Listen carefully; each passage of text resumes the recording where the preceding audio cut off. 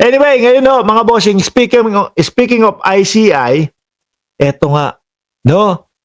Yung dalawang presidential son ho, mga bossing, iniimbita, no? Diyan po sa ICI, mga kababayan. Si Sandro Marcos at wala pong iba, kundi si Pulong Duterte, aka Boy Saksak, mga bossing. Oh, magaling manaksak to si Pulong. No? Pag ano, no? Patagilid ho yung panaksak eh. Nakatalikod do eh, no? Pakinggan ho natin mga bossing ha. Ako, naniniwala ako at ang ipinapakita ni Congressman Sandro Marcos, ready at handang-handa siya, no? Doon sa pag-imbita ng ICI ho, mga boss. Pakinggan ho natin, mga kababayan. Representative Agaraw denied personal ties to contractor spouses Curly and Sara Discaya. Ito kasama pala talaga doon si Boss Bulldog yung mahilig daw sa aso Kaya lang ayaw sa aso. Ayaw sa Bulldog kasi naglalaway daw. Accused him and other politicians of benefiting from kickbacks from flood control projects. He added that he did not authorize a certain Alvin Mariano to allegedly transact with the Discayas on his behalf. Agaraw categorically denied when asked by Chairman Andres Reyes Jr. that he received about 9 million pesos from the Discaya couple. The lawmaker said he would consult his family and lawyers on possible legal action against the Discayas. Justice Reyes asked Agaraw if he is willing to surrender his cell phone to the commission so Ayaw. No, narinig ko yan no? Sabi ng ICI, okay ba sa iyo na i-surrender o mag-surrender ng cellphone o yung mga records diyan sa cellphone mo? Titingnan ng ICI. Ang sabi ni Bossing, ay magagalit po yung misis ko. No? Hindi po papayag yung misis ko, mga kababayan. At yan nga po, si Pulong at si Sandro Marcos, mga Bossing, ay iniimbitahan sa ICI. Tingin nyo po, sino ang matatakot dito sa dalawa na to? Tingin ko, mas matatakot yung isa No? Dahil nung mga panahon nila, pati yung mga 52 billion, 51 billion, mga bossing, ewan ko kung itatanong. Yung kay Sandro Marcos naman, no, mga kababayan, wala naman yun. No?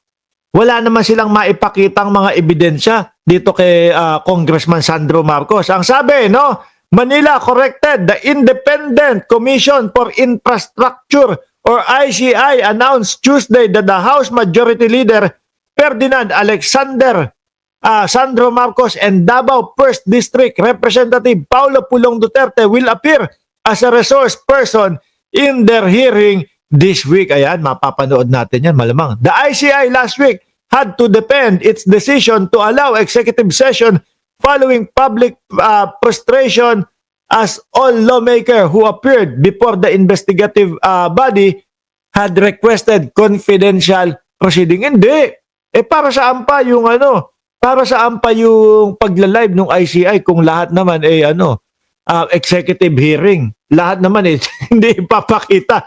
Di ba? Nandiyan na, all the way na kayo No, ilatag nyo na para wala nang iniisip ang mamamayang Pilipino at para hindi na din iiyak yung INC.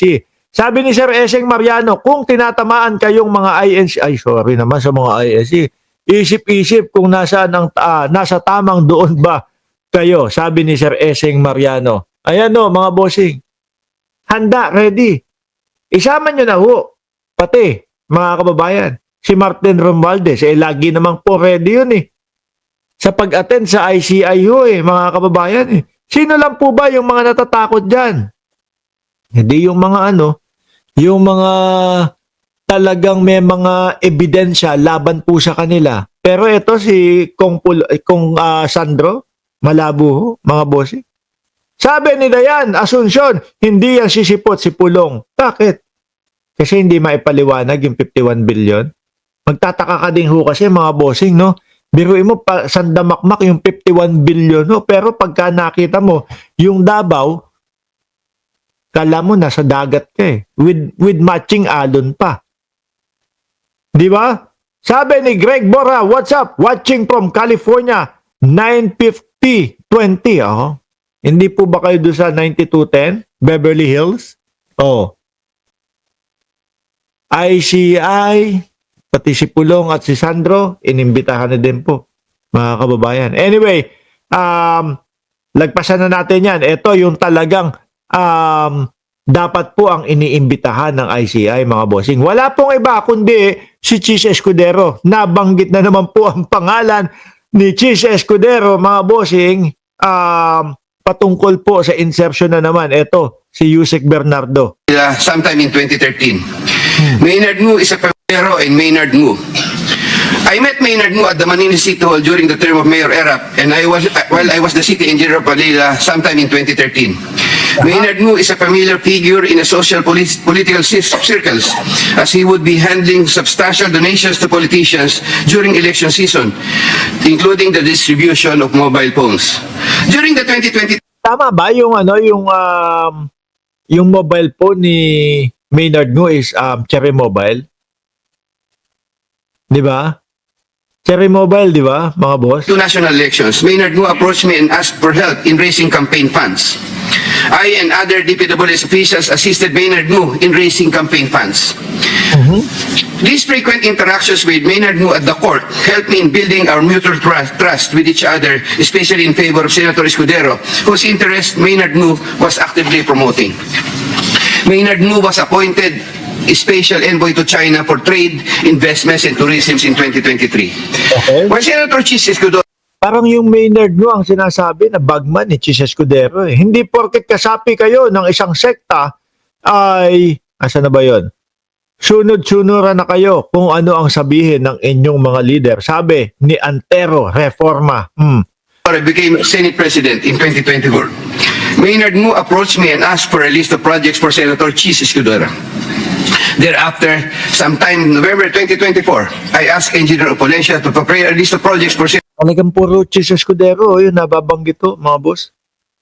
Idagdag pa natin yung 142 billion daw na insertion ni Chis Escudero, mga kababayan, na grabe.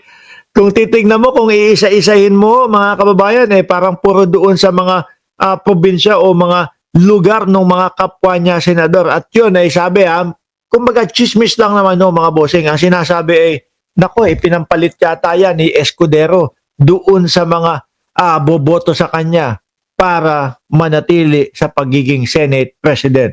Kahit kailan ang mga Duterte, puro kabaligtaran sa katotohanan. Ang China daw mabait at ang nagnanakaw sa gobyerno at ang nagnanakaw sa gobyerno pinalalabas, ang tama sa mga Duterte, yung mali sa sambayanang Pilipino. Sabi ni Senator Chis Jerry Ebreo. Escudero, following my conversation with Maynard Ngu. Thereafter, Engineer Opolencia submitted to me a list of projects for funding. The said projects are enumerated in a list here to attach as Annex G. Ito, biruin mo, tingnan mo, puro Escudero, ipinapaliwanag, puro Escudero, pati yung insertion, no, mga bossing, merong dokumentado o dokumento na ipinapakita, mga bossing. Pero yung Martin Romualdez na pilit nilang isinisiksik at pilit nilang pinagbibintangan, wala pa din silang makita talaga o wala silang maipakita, mga bossing, na ebidensya doon sa tao. Anyway, alisin na natin yan, mga kababayan. Dumako na tayo doon sa, nako, eto na, Bato de la Rosa na ho, mga boss. No?